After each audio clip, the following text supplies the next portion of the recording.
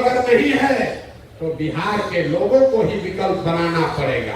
आज बनाइए कि 20 वर्ष के बाद बनाइए, हम बनाएं या कोई दूसरा बनाए, बनाना तो बिहार के आदमी को ही पड़ेगा। केरल का आदमी आकर बिहार नहीं सुधार सकता है और हम कोई बड़ी बात नहीं कह रहे हैं।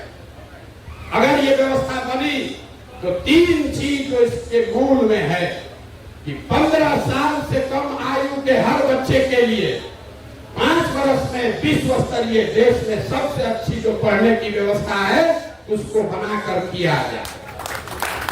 और आप कैसे लगता है, कई लोग ज्ञानी करता है बिहार में पैसा नहीं है, कैसे होगा? आपको बता दें कि इसी गरीब बिहार में आज के हमारे बच्चों के शिक्षा के नाम पर हर साल 45,000 करोड़ रुपया सरकार खर्च कर रही है। 45,000 करोड़ रुपया खर्चा करके 45 बच्चों को भी पढ़ाने का सुविधा नहीं है। आपके पास 2,000 रुपया है तो आप अपने बच्चे को पढ़ा पा रहे हैं और सरकार 45,000 करोड़ रुपया खर्चा कर रहा है, तो बच्चा पढ़िए नहीं रहा। तो सबसे पहला लक्ष्य है कि 15 साल से कम उम्र के हर बच्चे के पढ़ाई की व्यवस्था 5 साल के अंदर निश्चित तौर पर की जाए।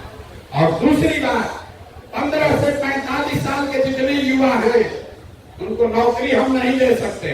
हम झूठ नहीं बोल रहे हैं कि नौकरी दे देंगे, नौकरी नहीं दी जा सकती है, लेकिन हर युवा को, हर महिला को 15 से 45 साल का जो युवा रोजी रोजगार करना चाहता है उसको हम पूंजी जरूर दिलवा सकते हैं।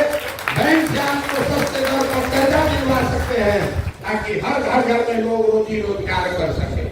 और तीसरी बात, जो पैदल चलते हुए हमने देखा बिहार में सबसे ज्यादा कष्ट में जो 60 साल से ऊपर के लोग हैं, उनका शरीर थक गया है, अब वो मजदूरी भी नहीं कर पा रहे हैं। बाल बच्चा बाहर से कुछ पैसा भेजता है तो उसका काम चलता है, उसको बिहार सरकार 400 रुपया का भीख दे रहा है पेंशन के नाम पर। तो हम लोगों ने संकल्प लिया है कि 2.5 लाख करोड़ रुपया जो आपके तिजोरी में हर साल जमा होता है उससे कम 2,000 रुपया हर बुजुर्ग को हर महीना जरूर दिया जाए।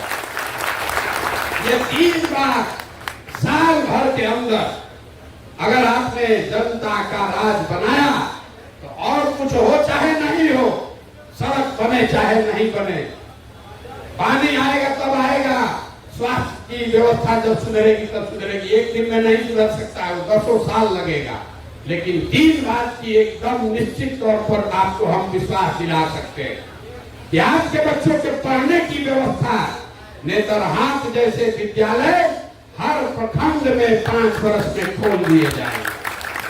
और दूसरी बात, जितना भी लड़का है चाहे वो बाहर रह रहा है या बिहार में रह रहा है, 15 से 45 साल के किसी भी युवा को पूंजी के अभाव में कहीं पर जाकर मजदूरी नहीं करना पड़ेगा। आप जरा इसको समझिए, इसका क्या असर है।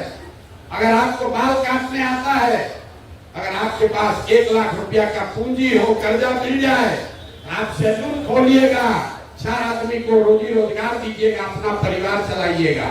जब वो 1 लाख रुपया आपको लोन नहीं मिलता है, आपको बाल काटने आ रहा है, लेकिन जाकर आप पटना में, दिल्ली में मजदूरी कर रहे हैं। पूंजी की वो ताकत है। अगर बिहार के लोगों को पूंजी मिल जाए तो यहाँ का ज्यादातर युवा अपना तकदीर खुद से बना सकता है। तो ये 3 संकल्प लेकर चले हैं। अगले 10 वर्ष में बिहार को देश के 10 अग्रणी राज्यों में शामिल कराना है और उसकी नींव में हम विश्व गुरु का बात नहीं करते हैं, सबको नौकरी दे देंगे ये बात नहीं करते हैं, आपको भारत में सबसे आगे बना देंगे, राजा बना देंगे ये बात नहीं कहते। इतना जरूर कह रहे हैं कि आपको बिहारी होने के नाम पर कोई बेइज्जत नहीं करेगा, जलालत नहीं सहनी पड़ेगी और आपके बच्चों के लिए पढ़ने की व्यवस्था होगी, युवाओं के लिए रोजी रोजगार के लिए पैसा पूंजी होगा और 60 वर्ष से ऊपर हमारे जो भाई बहन, माता भाई, चाचा रह रहे हैं उनको इज्जत से जीने के लिए कम से कम 2,000 रुपया का व्यवस्था होगा। सिर्फ 3 ही बात कह रहे हैं। आपको ठीक लगे तो जगिए, जुड़िए, इस व्यवस्था का हिस्सा बनिए, और न ठीक लगे तो जिसको वोट दे रहे देते रहिए। अभी भी आपने लोकसभा में वोट देकर जिताया है, 2-4-6 महीना और देख लीजिए, कुछ बदलने वाला नहीं।